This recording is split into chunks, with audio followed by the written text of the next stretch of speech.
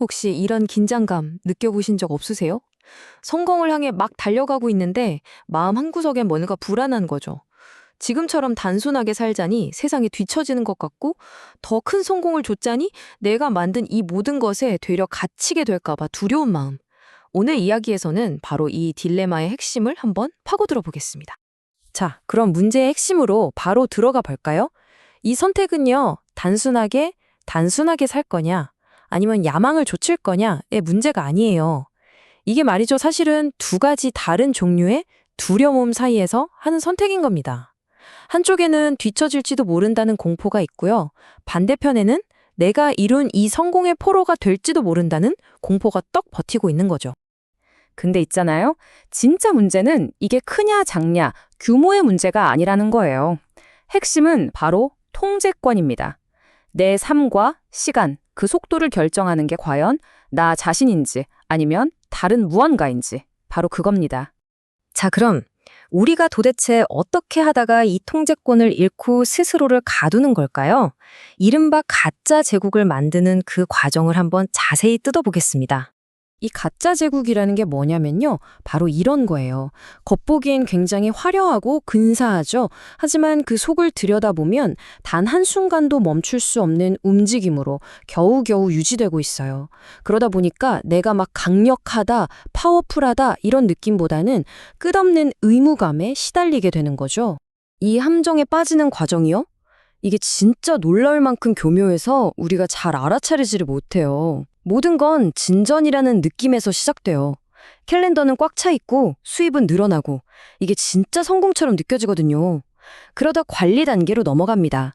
내 삶을 이끌어가는 게 아니라 삶이 만들어낸 복잡함을 관리하는 데 온 정신을 쏟게 되죠. 그러다 문득 두려움이 찾아옵니다. 잠깐이라도 속도를 늦추면 모든 게 와르르 무너질 것만 같아서 불안해지는 거예요. 그리고 마지막 단계, 바로 덫입니다. 이제는 내가 시스템을 소유한 게 아니라 시스템이 나를 소유하게 되는 거죠. 내 의지로는 더 이상 멈출 수가 없는 상태가 되어버립니다. 와, 이 말이 가짜 제국의 핵심을 정말 정확하게 꿰뚫는 것 같아요. 만약 당신이 공황 상태에 빠지지 않고 당신이 만든 것에서 한 발짝 물러설 수 없다면 그건 당신을 위한 게 아니라 당신을 가두고 있는 것이다. 결국 내가 자유롭지 못하다면 그 어떤 성공도 그냥 멋진 감옥일 뿐이라는 거죠. 아니 그럼 도대체 왜 이런 가짜 제국이 만들어지는 걸까요? 그 지적인 배경을 한번 살펴볼게요. 그러니까 어떻게 성장이 조용히 통제력을 잃게 만드는지, 더 큰 것이 언제부터 더 나은 것이 아니게 되는지에 대한 이야기입니다. 경제학자 E.F. 슈마호가 이런 질문을 던졌어요. 도대체 어느 시점부터 시스템이 그 안에 인간을 위해 봉사하는 걸 멈추는가? 이건 규모가 클수록 좋다는 우리 사회의 통념에 정면으로 도전하는 질문이죠.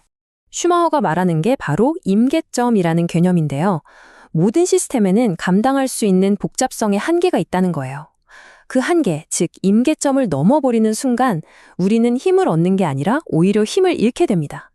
시스템 자체가 너무 중요해져서 거기서 조금이라도 벗어나는 행동은 처벌받게 되죠. 결국 어떻게 되냐면요. 우리는 뭐가 옳은 거지? 이 중요한 질문은 던져버리고 어떻게 하면 이 시스템을 계속 돌리지? 이 부차적인 질문에만 매달리게 되는 거예요. 비슷한 맥락에서 사상가 이반 일리치도 정말 중요한 얘기를 했어요. 도구는 원래 인간을 섬기기 위해 만들어졌지만 특정 임계점을 넘는 순간 그 관계는 완전히 뒤집힌다. 이반 일리치의 주장은 여기서 한 걸음 더 나아가요. 복잡성이라는 게 단순히 우리 스케줄을 꽉 채우는 데서 그치는 게 아니라 우리 생각하는 능력 자체를 하이제킹 해버린다는 거죠. 너무 많은 것들이 막 얽히고 설켜 있으니까 정해진 길에서 벗어나는 게 불가능해지는 거예요. 결국 처음엔 좋은 의도였던 책임감마저 나를 올가매는 구속으로 변해버리고 맙니다. 자, 그럼 이제 문제점은 충분히 알았으니까 해결책으로 넘어가 봐야겠죠? 우리를 소유하지 않는 삶, 그러니까 통제권을 되찾는 진짜 제국을 어떻게 만들 수 있을지 한번 알아보겠습니다. 진짜 제국이 뭐냐? 이건 말 그대로 여러분이 실제로 통제하는 삶의 영역을 말해요. 그 누구도 숨막히게 할 수 없는 나만의 리듬, 그리고 잠시 속도를 늦춘다고 해서 와르르 무너져 내리지 않는 그런 단단한 구조, 바로 그게 진짜 제국입니다.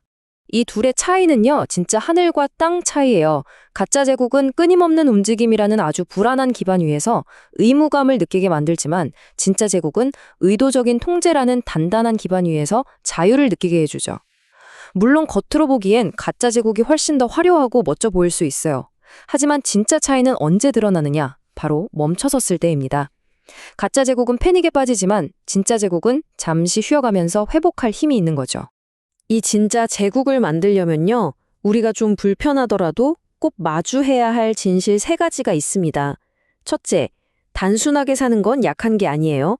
오히려 다른 사람들이 당신을 관리하기 어렵게 만드는 힘이 되죠. 둘째, 많은 사람들은 사실 가난한 게 아니라 잠시도 멈출 여유가 없는 리듬에 갇혀 있을 뿐이라는 것.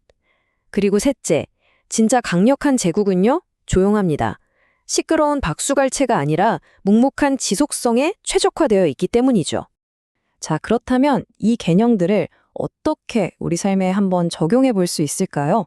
지금부터 잠깐 누구도 선뜻 묻지 않는 질문들을 스스로에게 던져보는 그런 조용한 점검 시간을 가져볼게요. 자, 첫 번째 질문이에요. 한번 상상해 보세요. 만약 여러분의 수입이 60일 동안 완전히 끊긴다면 내 삶의 어떤 부분을 나는 여전히 통제할 수 있을까요? 그리고 두 번째, 이건 어떠세요?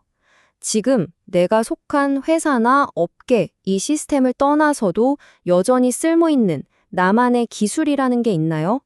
세 번째 질문입니다. 지금 당장 이걸 바꾸면 너무 혼란스러워질까봐 그 비용이 너무 크게 느껴져서 계속해서 미루고 있는 중요한 결정이 있나요? 네 번째 질문은 이거예요. 내 삶에서 아니요 라고 거절했을 때 내 모든 일상이 와르르 무너지지 않을 그런 사람이 있나요? 그리고 마지막으로 이 질문에 한번 솔직하게 답해 보세요. 내가 정말 사랑해서가 아니라 너무 많은 것들이 여기에 달려 있어서 도저히 놓을 수 없다고 느끼는 것. 그게 뭔가요? 보세요. 이 점검의 목표는 아주 명확합니다. 여러분이 공들여 만든 제국은 여러분을 든든하게 받쳐줘야지 절대 여러분을 가두는 감옥이 되어서는 안 됩니다. 지지대와 감옥의 차이를 구별하는 것, 그게 핵심이죠. 자, 이제 마지막으로 이 질문 하나만 가슴에 품고 오늘 이야기를 마무리했으면 합니다. 내가 너무 바빠서 내 삶의 이 리듬에 대해 의문을 제기할 여유조차 없을 때 그로 인해서 이득을 보는 건 과연 누구일까요?